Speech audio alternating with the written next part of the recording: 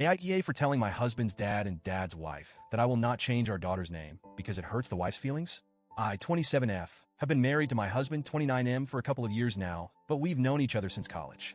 When I met him, I knew right away that family was a sensitive topic for him.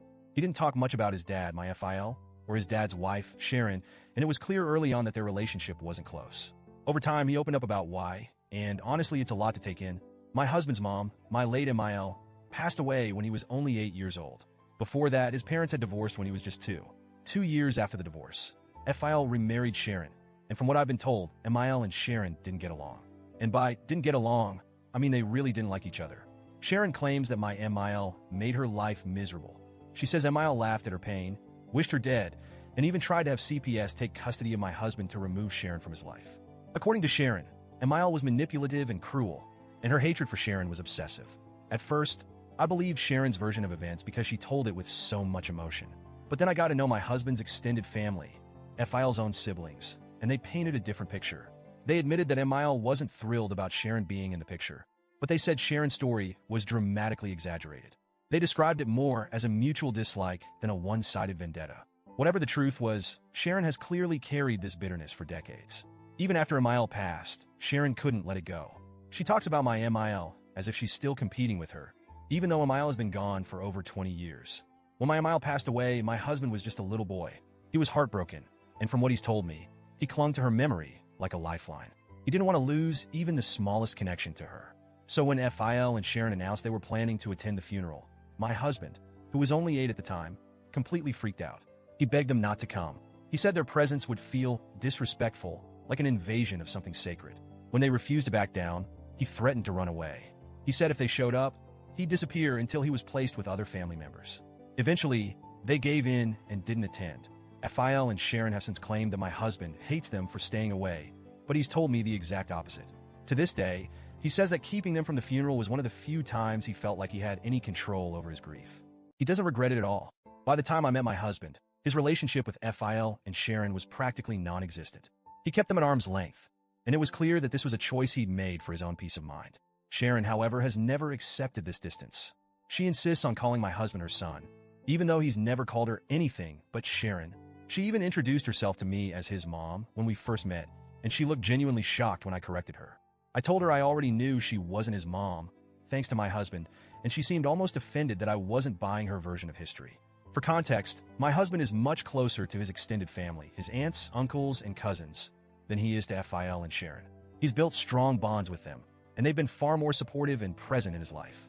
FIL and Sharon, on the other hand, are more like distant acquaintances he tolerates out of obligation. Now, let's fast forward to the birth of our daughter. My husband and I welcomed her into the world a few weeks ago, and she's absolutely perfect. When we were deciding on names, it didn't take long for us to settle on one that felt right. We named her after my husband's late mom. It was a way to honor her memory and keep her spirit alive in our family. My husband was deeply moved by the idea, and I could tell it meant the world to him. We announced her birth and her name on social media, and that's how FIL and Sharon found out. My husband didn't tell them directly because, well, they're not exactly involved in our lives. But as soon as they saw the name, they completely lost it.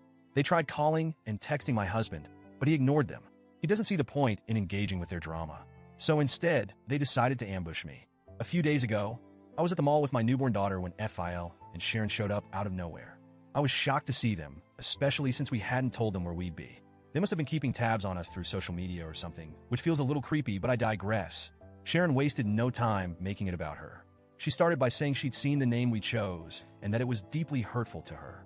She said naming our daughter after MIL was like reopening old wounds and accused us of using our baby to deliberately hurt her feelings. I was standing there, holding my newborn, completely dumbfounded. I didn't even know how to respond at first. Then Sharon dropped the real bomb. She demanded that we change our daughter's name. She said it was only fair to name the baby after her instead, since Sharon has been here all this time while MIL hasn't. She kept going on and on about how she's the one who stepped up and how she deserved this recognition more than MIL did. At that point, I'd had enough. I told her, as calmly as I could, that we were not changing our daughter's name. I said her feelings weren't a factor in our decision-making and that this wasn't about her. This was about honoring my husband's mom and the legacy she left behind. I made it clear that we weren't interested in revisiting decades-old grudges, especially not when it came to our child. I didn't want to escalate things further. so I left before she could say anything else. But apparently, that wasn't the end of it. Since the confrontation, FIL and Sharon have been blowing up our phones with texts and calls. They're calling me rude, disrespectful, and even disgusting for dismissing Sharon's feelings. They're accusing me of being insensitive and deliberately stirring up old drama. FIL has even chimed in, saying that I've disrespected the woman who stepped up to be a mother figure when MIL wasn't there. My husband, bless him, has been my rock through all of this. He's 100% on my side and has been dealing with most of the messages, so I don't have to. He thinks Sharon's behavior is just more proof of why he's kept his distance all these years. Still, part of me wonders if I handled the situation the right way. Should I have been more empathetic, even if Sharon's feelings are my responsibility? Or was I justified in standing my ground? So, Reddit, AITA?